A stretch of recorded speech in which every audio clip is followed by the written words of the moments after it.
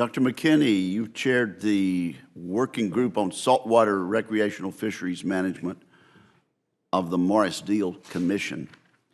And the working group came forward with a number of recommendations. I've got a little bill called the Modernizing Recreational Fisheries Management Act of 2017, and I've got 9 co-sponsors. In the Senate, Representative Garrett Graves in the House has introduced a similar bill with 23 co-sponsors. If enacted, the bill would allow for alternative management tools for recreational fisheries, re-examine fisheries allocations, provide flexibility in rebuilding fish stocks, and improve recreational data collection. How does this compare to the recommendations of your working group, and what do you think of my bill? Well, on behalf of my commission, we'd like to thank you for obviously taking a look at what our recommendations in the commission report, because they did include many, if not all of those. And so we appreciate that. It meshes up quite well. And I think it addresses those issues that we would hope to see addressed in Magnuson. And how would it help? Well, as I tried to provide in my testimony, in every one of those areas of looking at timelines, we're coming back, cooperative management, and every one of the recommendations we made in that commission report, it addresses each one of those, essentially. Okay. Well, you know, I must say, we've had to come and go, and I did miss your testimony. So thank you for touching on that then, yes, and I'll go back and be advised by your oral testimony. Dr. Hilborn, let's talk about Gulf menhaden as an important forage fish down around where I come from. They're embroiled in the debate over whether to enact one-size-fits-all restrictions on forest fishing or whether to go on a case-by-case basis. Are you familiar with the menhaden issue with the forage fish issue, and can you help us decide where to come down on this issue?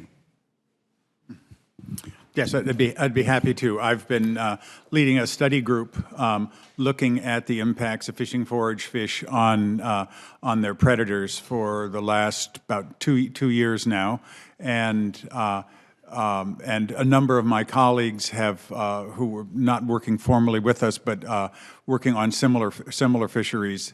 And what we've really shown is that every system is different. That in some systems there's really very little impact of fishing forage fish on their predators. We suspect that in other systems it's much stronger, but so far none of our we haven't gotten to those systems yet. We've looked at the California current system. I've looked at the Atlantic menhaden. I've not looked specifically at Gulf menhaden, except insofar as we've looked if there is an empirical relationship between the abundance of the forage fish and the rates of change, that is, whether they increase or decrease of the predators for pretty well all U.S. forage fish fisheries. And we found no empirical evidence to support the idea that the abundance of forage fish affects their predators.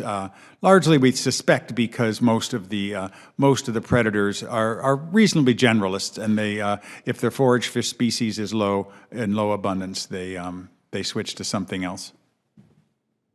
So, a one-size-fits-all rule of thumb on forage fish, we can do better than that. Is that your testimony? Yes, that all you need to do is sit down and take the biology of the forage fish and the predators and put those into some reasonably simple population dynamics or ecosystem dynamics models that allow for the important biology, particularly the natural variability of forage fish, and you can do better than one size fits all. Dr. Jones, let me ask you briefly.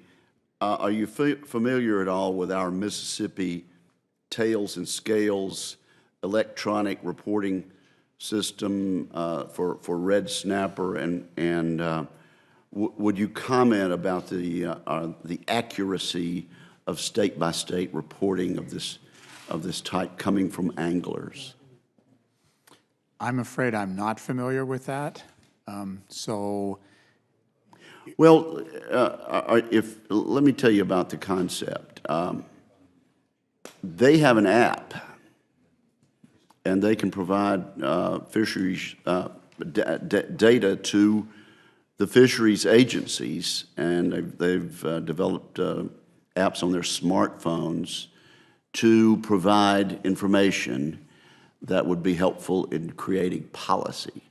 And so, although it's we call it tails and scales, perhaps you're familiar with it as a concept elsewhere. Yes, thank you. Yeah, so what we're talking about is this sort of, what I want to say, kind of exploding opportunity to use mobile social networking type of technology to inform assessments, inform the assessment of catches, of exploitation rates, and so on and so forth. And I guess my sort of opinion on that as a scientist is that it's a wonderful thing, but it is going to take us a while to figure out how to do it, how to use that information in a way that is more informative than misleading because of the challenges of sort of quality control on the data. I see great promise in that. I think we should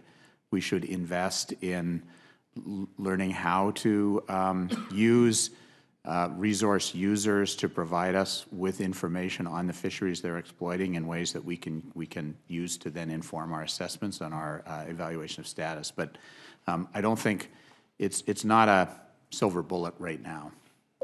Well, our guys like it, and there's got to be a use for data supplied by people who want to help and who are out there. So thank you for thinking with me about that for a few moments, and thank you, Mr. Chairman.